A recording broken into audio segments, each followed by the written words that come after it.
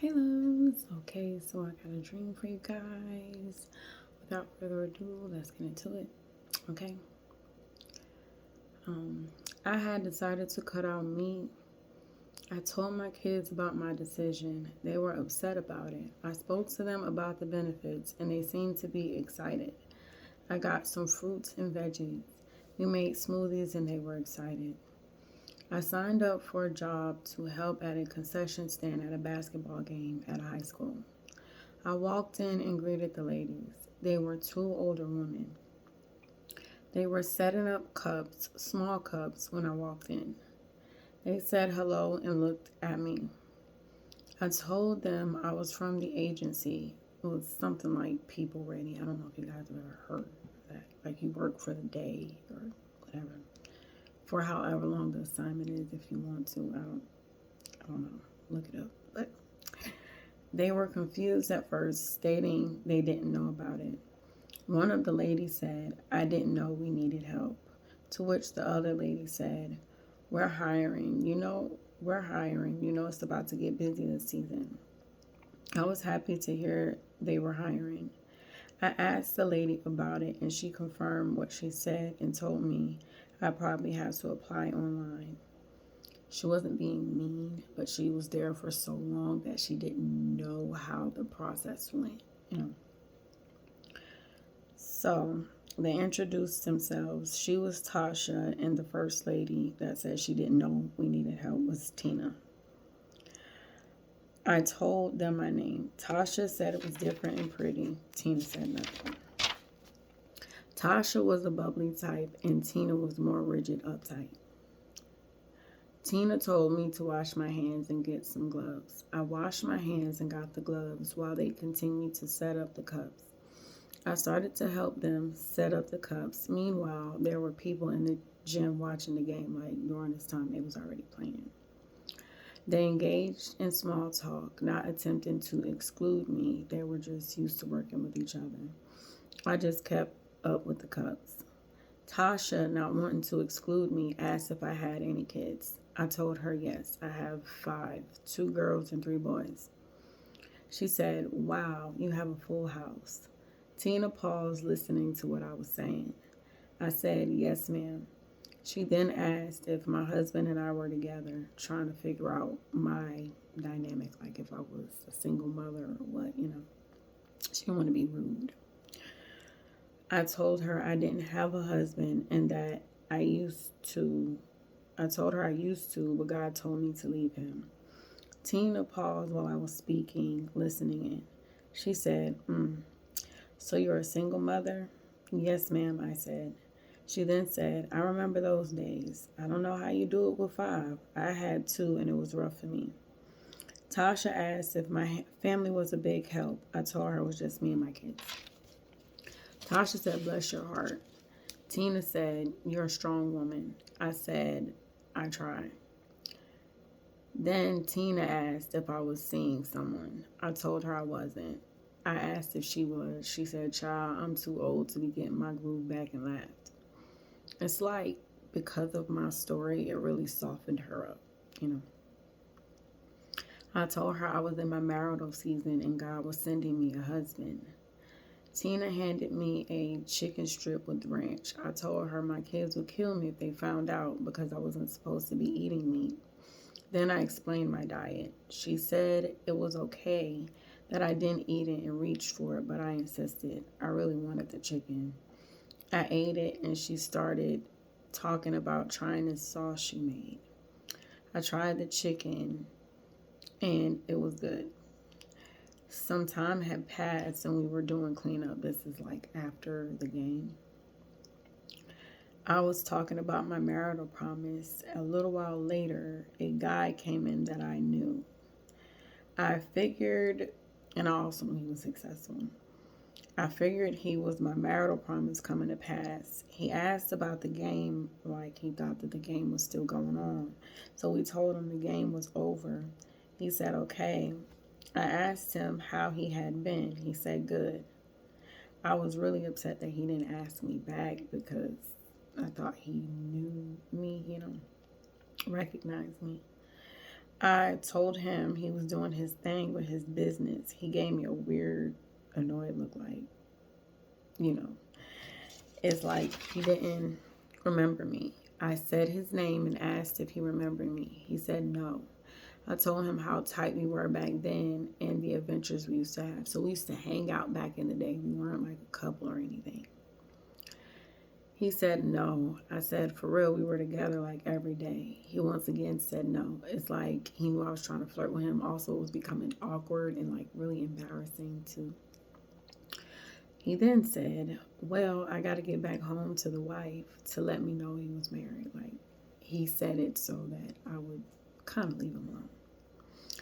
It was at that point I saw his ring. I hadn't noticed before. He turned to leave and threw up the deuces in the air. He did it right before he exited so he wouldn't have to talk to me. Like, he didn't want me to engage with him anymore. So he like walked off, and then right before he left, he, all right, I'm out. Yeah. I felt embarrassed, like my promise wouldn't come to pass. Okay, guys. This is the part where it's going to get very graphic. I don't know why, but this is just in the dream, so please bear with me. I tried to kids bop it, but I'm pretty sure you guys know what you know. Suddenly, I was in my room on a bed with a guy who was supposedly a Christian man. Like, he was definitely supposed to be a Christian. We were playing with each other's fun parts. I told him we should stop because we're not married. I was trying to coerce him into marriage, like make him feel like, maybe we should get married and things like that. He said we should, saying that we should stop because I wasn't playing with his parts for real. He wasn't caring about what I said. He was also saying that I wasn't pleasing him. I got angry and told him he wasn't pleasing me either. He wanted us to engage, but I didn't want to because I didn't think I was fresh. I didn't think my lady was fresh. And so he tried to convince me, and I went to another room. He came into the room and tried to go downtown so I'd cave in. I wanted to, but I was nervous about if I was fresh or not, I told him to stop. He wouldn't stop because he was really trying to get, Right then, my child entered the room. It was like, to me, it was like my saving grace. I'm like, yes, now, we can't. I told him we couldn't because my child was in the room. He wanted me to make her leave. I told him no. He got angry and left the room. I wanted to play with my child. And that was the end of the dream. Okay? Of course, if you're rocking with me, we got to take this back to God in prayer for some confirmation. Okay? So let God tell you what you need to know. Don't be sitting here coming at me saying, well, really, I'm going to be honest, I don't think too many people are going to want this message. But still, go back to God. I just always revert you back to prayer because you should be praying anyway, okay? But to whomever this message is for, okay, you were on a good track, and now you're taking matters into your own hands, and it's leading you down a path that is separating you from God's will in your life. Pretty much, you're trying to bring things to pass. It's like you've done one thing, and because you didn't think it was that big of a deal, you don't realize that you've opened the door to a lot of things, okay? You were not supposed to eat meat, yet and still you did. If one piece wasn't bad enough, you ate another, and that's because you were allowing your flesh to respond. Once you start giving into the flesh, you start giving into the flesh. And because you did that, now,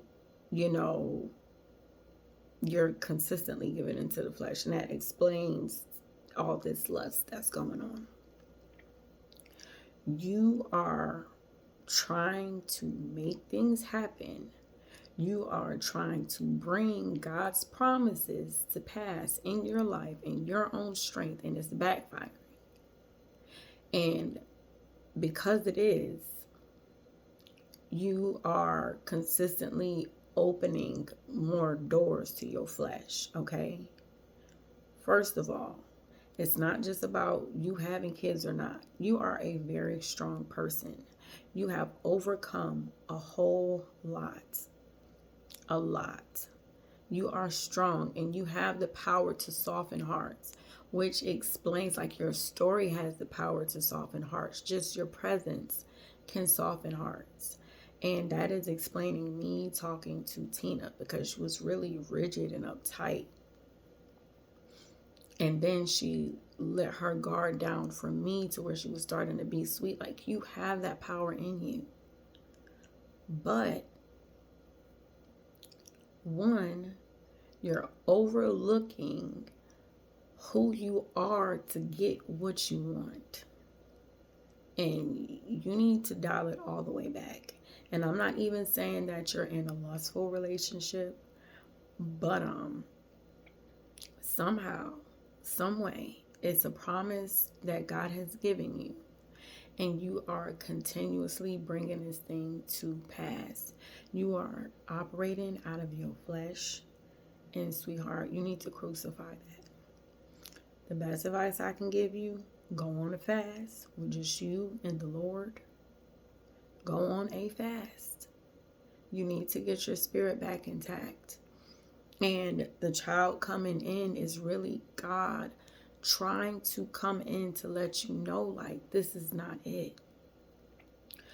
Because being honest, like, there's something that you were trying to do that God may have impacted it negatively. Like, okay, if I didn't think that I had a smell, I would have went for the gusto.